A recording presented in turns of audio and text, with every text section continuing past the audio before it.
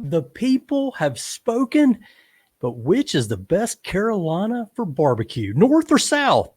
And regardless of where your allegiance is aligned, it's clear the barbecue community in the Carolinas and beyond are pitching in to help recovery after Hurricane Helene.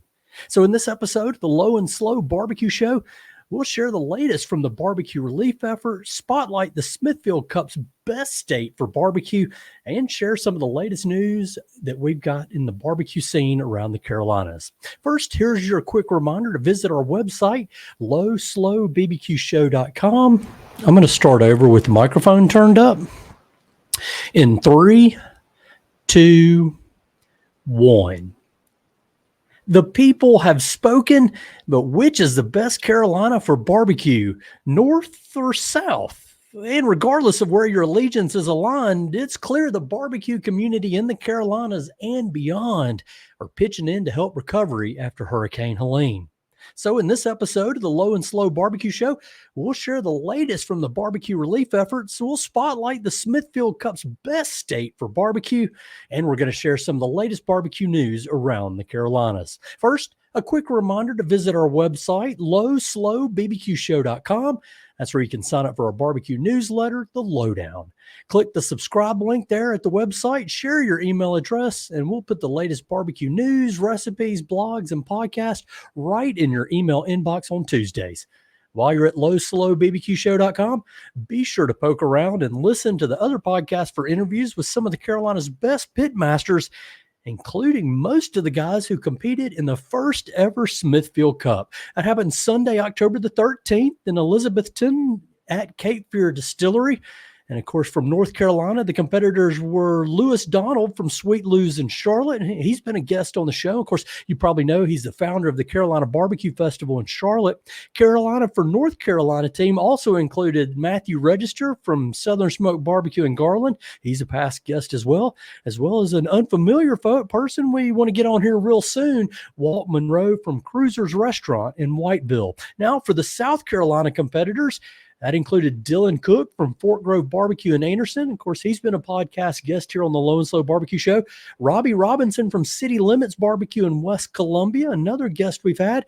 And Marvin Ross from Peculiar Pig Eats in Charleston. I've heard it's a great place. Can't wait to get there the next time I get into the Low Country. Now, the North and South teams competed with a feature meat and a side sampling that all the people who attended the Smithfield Cup got to taste, and all those people voted, and the People's Choice ballots determined North Carolina is the best barbecue in these Carolinas. And Matthew Register and Sweet Lou told me today that the margin wasn't even close. North Carolina blew the South out of the water. Sorry, Robbie and Dylan and Marvin. North is the best, at least for this year. And of course, the North Carolina team won a glass traveling trophy, and it's going to be up for grabs again when that rivalry renews next year. Until then, look for the trophy at Sweet Lou's or Southern Smoke. Maybe it'll be at Cruisers. Look for that glass trophy, the Smithfield Cup, only in North Carolina for that first year. And while the North Carolina barbecue team won the inaugural Smithfield Cup, one of the South Carolina pitmasters, he's winning some high praises as well. That's Robbie Robinson from City Limits Barbecue in West Columbia. Now, City Limits is featured among 50 of the nation's best restaurants by the New York Times and their 2024 restaurant list. City Limits is the only barbecue restaurant to land in this year's top 50 list from South Carolina. And of course, if you follow the Low and Slow Barbecue Show and Robbie Robinson, you also know Robbie was a finalist for the James Beard Award this year. Now, the New York Times restaurant reviewer says Pitmaster Robbie Robinson's vinegary South Carolina style chopped pork sandwich is a masterclass with crisp bits of cracklings mixed into the luscious meat, and is best topped with a proper scoop of slightly creamy, finely chopped coleslaw. The quote continues to say that Robbie veers expertly into Texas territory too. Snappy Hill country sausages and meaty beef ribs sell out early. Don't sleep on the warm peach cobbler or either. And of course, Based on my visit to City Limits Barbecue, I'd encourage you to get the slaw dog. Sandy's slaw dog is fantastic. Love a great brisket slaw dog. So just a reminder, Robbie opened City Limits as a food truck around Columbia and back in 2016. And later he moved into a brick and mortar restaurant last year. You can hear more of his story in our podcast from April. Another story we've been featuring on the Low and Slow Barbecue Show is that of the Southern Barbecue Network. We've spoken with some of the group organizers and competitors in the past few months, and we've also got an interview coming up with the Southern Barbecue Network President Bill Engelhop. Look for it to go live on October 24th. That's when you can learn more about the organization, its history, and its focus. And of course, some of that focus is on events like Smoke on the Waccamaw Festival in Conway, South Carolina. That happened October 11th and 12th. And this year's winner was the Bulls Barbecue Team. They won the grand championship at that competition. And with that win, they get an invitation to the SBN Invitational coming up in Moncks Corner, South Carolina on November 1st and 2nd. The event features grand champions from throughout the Southern Barbecue Network competition year. And if you show up in Moncks Corner on Friday, November 1st, you get to sample all the good stuff and rub elbows with the Pitmasters too. That event, like all the Southern Barbecue Network competitions, is a fundraiser. It's helping out the Moncks Corner Lions Club, which of course is hosting this year's event. Before that big competition, Southern Barbecue Network has another event coming up October 19th and 20th.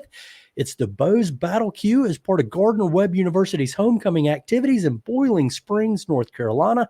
You don't have to be a Gardner-Webb grad to attend, and if you love good barbecue and a great Carolina tailgate and football experience, be sure to get to Boiling Springs for homecoming October 20th. And hey, maybe you want to take something to eat for that tailgate. And stand by, I've got my favorite recipe for jalapeno poppers coming up in just a few moments. First, I want to take a quick moment to salute the barbecue community for all the work that's being done in the aftermath of disaster. In the wake of Hurricane Helene's historic catastrophic effects across Western North Carolina, barbecue pitmasters throughout the South raced into action to help our neighbors in need. Leading the charge, Operation BBQ Relief, World Central Kitchen, Ben's Backdraft Barbecue, Amanda Riggin and Hungry Heroes, plenty more. They've all dedicated tireless efforts toward providing critical support to our neighbors around Western North Carolina. And again, they aren't alone.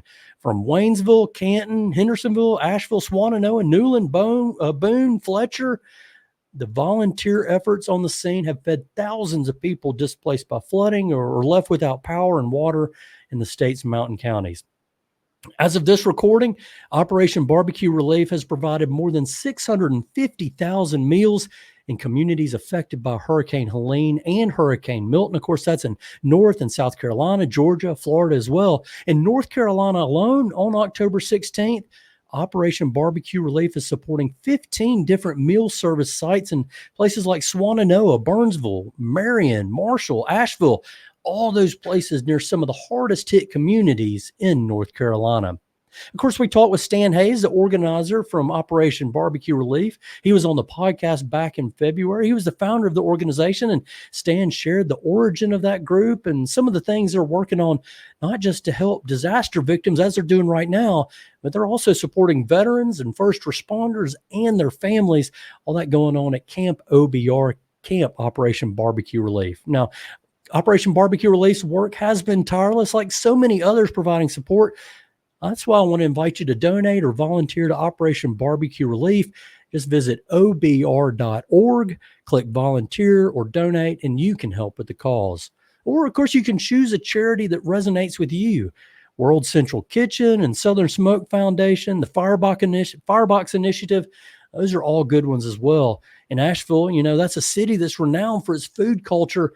World Central Kitchen and others are helping to put members in the food and beverage industry to work, serving a lot of those meals, and that's offering critical support to those folks whose livelihood and their lives are totally disrupted by disaster. A lot of those restaurant workers, they don't have a place to go work anymore, and folks like World Central Kitchen, Southern Smoke Foundation, the Firebox Initiative, they're all offering a place to work or additional emergency assistance to those affected restaurant workers.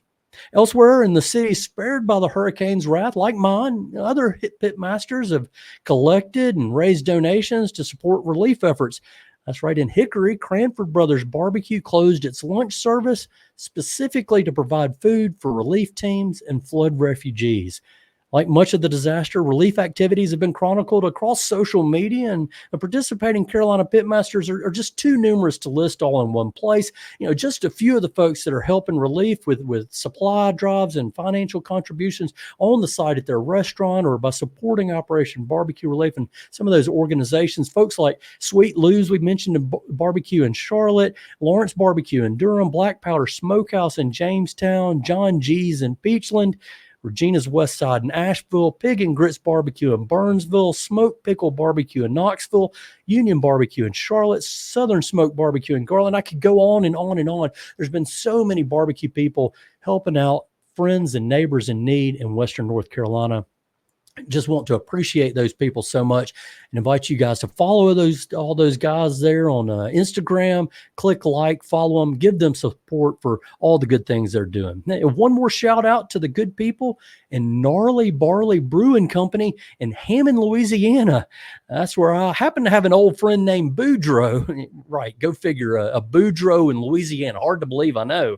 Anyway, Gnarly Barley collected supplies in Louisiana, loaded up a U-Haul truck, drove nearly 700 miles. That's 10 and a half hours to bring supplies in support of the Asheville community. Big shout out to those guys. And of course, Asheville's been a real beer mecca in recent years, and the future of craft beer scene there still pretty unknown, but it's great to see communities of people coming together to help others in their time of greatest need, just as Gnarly Barley Brewing Company has done, coming from Louisiana to North Carolina to help their peers, just like the barbecue folks have done to help all the other barbecue communities in Western North Carolina. Now, while the outpouring of relief for Western North Carolina has been tremendous, we know it's a long road to recovery, so please consider supporting the efforts to feed families who are hurting and the businesses volunteering their time, effort, and energy. I'll just remind you, we're all in this together, and thanks to a collaborative spirit, we can keep WNC strong. Now, on to the recipe, I promise. Smoked jalapeno poppers, and we got all the details, of course, on the Low and Slow blog at lowslowbbqshow.com. And I know the internet's filled with recipes. Some of them are actually good. Some of them, not so much. This recipe is based on a tried and true foundation with a few local tweaks. Now, I borrowed it from a friend and longtime Low and Slow smoker, Randy Abernathy. His variation wows the Carolina Panthers fans at his famous tailgate parties. They were the talk of home games in Charlotte for many years. And I've got his recipe, and I have my own version. And I usually use Ashe County sharp cheddar cheese and spicy Nice's sausage. I know Jimmy Dean and other cheese varieties are okay, but I prefer to use those Carolina products when possible. And, of course, Nice's is a can't miss. So the ingredients for the smoked jalapeno poppers, including pepper, shredded cheese, cream cheese, and sausage, you'll want to get 10 to 12 whole uncooked jalapeno peppers. And if you can grow those peppers yourself, all the better. A little side note here, Hickory Greenway Harvest planted one bush, and we grew a bushel's worth at our community garden at the Salt Block in Hickory, man, and they are hot. Nothing is hotter or better than a fresh jalapeno pepper, homegrown. So get 10 or 12 of those. You want to get 1 8-ounce container of cream cheese, a cup of that shredded Ashe County cheddar cheese, and 1 16-ounce package of Nice's hot sausage. Cut the jalapeno peppers in half, remove all the seeds. Then you brown your sausage, combine that hot brown sausage with the shredded cheese and the cream cheese, and fill all those peppers with sausage and your cheese mix. Smoke it at 250 to 275 degrees, about 50 minutes. And you want to sprinkle some shredded cheese on each jalapeno popper just before removing it from the heat. And if you want to kick it up a notch, people like to wrap it in bacon. Just wrap that pepper in a strip of bacon. But if you do, you probably want to hit those peppers with some high heat near the end of the cook. That'll add a little bit of crisp to that bacon. With or without bacon, these smoked jalapeno poppers are a great addition to any tailgate party or potluck get-together. Just visit the blog at lowslowbbqshow.com. Share more details, including some of the history of the jalapeno popper and some other details you may want to know. That, my friends, is the lowdown for this week's episode.